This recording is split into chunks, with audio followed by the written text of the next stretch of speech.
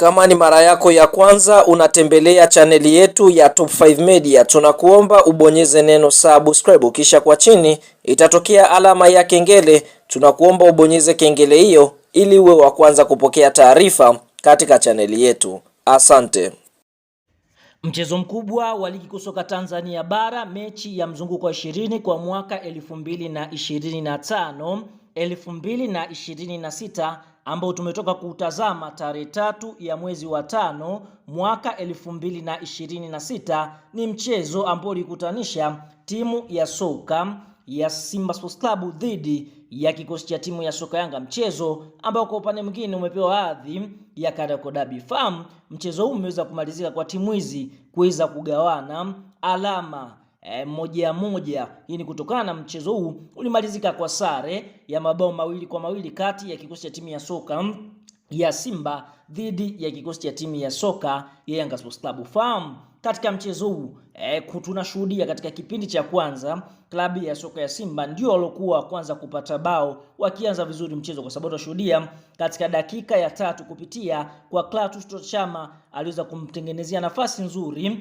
Libase Gueye na kuweza kuiandikia klabu ya soka ya Simba bao la mapema. Lakini dakika 10 tu Clatous Chama Mwamba Lusaka akaweza kufunga moja ya bao safi, akipokea pasi safi iliyopigwa na Elim Panzu Kibisawala. Lakini Young Africans wakaweza kutulia na kuweza kufanya comeback ya kibabe, kwa sababu dakika 18 ya kipindi cha kwanza kupitia kwa Duke Abuya aliweza kumtengenezea nafasi nzuri Prince Mfumbero Dube na kuweza kuifanya klabu hiyo ya soka ya Yanga Sports Club kuweza kupata bao la kusawazisha. Lakini tunashuhudia mpaka half time timu hizi kwa sare ya bao, ilikuwa ni Simba anaongoza 2 huku klabu ya soka Yanga akiwa na bao moja. Katika kipindi cha pili kupitia Bakari Nondo Mwamnyeto akaweza kuisawazishia klabu ya soka Yanga Sports Club. Kwa mpaka mwamuzi wakati kutokea nchini Morocco anapuliza kipenga chake, basi timu hizi zimeweza kutoshana nguvu ya sare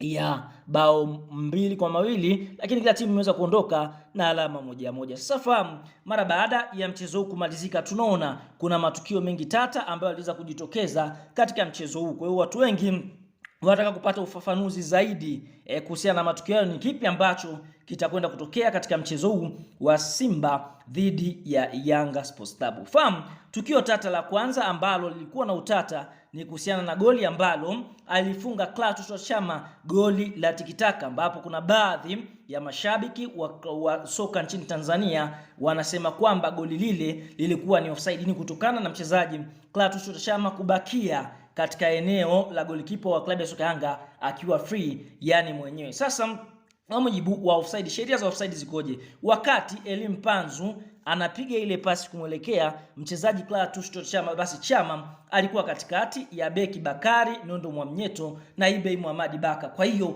wakati Elim Panzu anapiga ile pasi, Chama hakuwa katika eneo la kuotea, kwa hiyo yeye alichomoka, alikuwa sawa, yani mstari sawa na mabeki wa Yanga Sports Club. Kwa hiyo kitendo cha kuchomoka kwa haraka, basi kwa upande mwingine kikaweza kumfanya mchezaji huyo kushinda bao safi. Kwa hiyo ile ni goli halali, kwa sababu wakati Elim Panzu anautoa mpira mguuni kwake, Chama hakuwa katika eneo la kuotea, lakini ile kukaa free na golikipa, basi watu wengi wakaweza kutafsiri kwamba ilikuwa ni offside, lakini ni goli halali. Lakini tukio jingine tata ambalo limeweza kujitokeza katika kipindi cha pili ni tukio la mshambuliaji wa klabu ya soka ya Yanga Sports Club ndugu Depu kuweza kupigwa kiwiko cha mdomo na mchezaji anofahamika kwa jina la Ismail Ture, ambaye huyu ni beki wa klabu ya soka ya Simba Sports Club. Tukio lilikuwa ni kwamba Ismail Ture alikuwa anataka kukua mpira kwa kichwa, lakini Depo akajaribu kuingiza mguu, lakini hakumgusa Ture. Ture alivyoamka akaweza kumpigia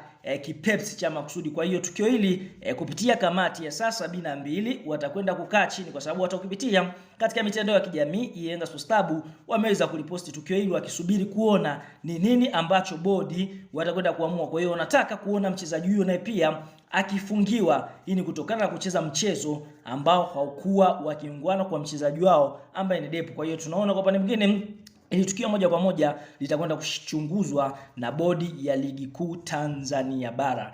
Huenda mchezaji naye pia akafungiwa. Tuambie neno la comment kuhusiana na mchezo huu ambao kwa upande mwingine ulivyochezwa, mwamuzi ambaye amechezesha katika 100%, unampa 100 ngapi? Shuka kwenye eneo la comment na sitakuja kuyasoma maoni yako.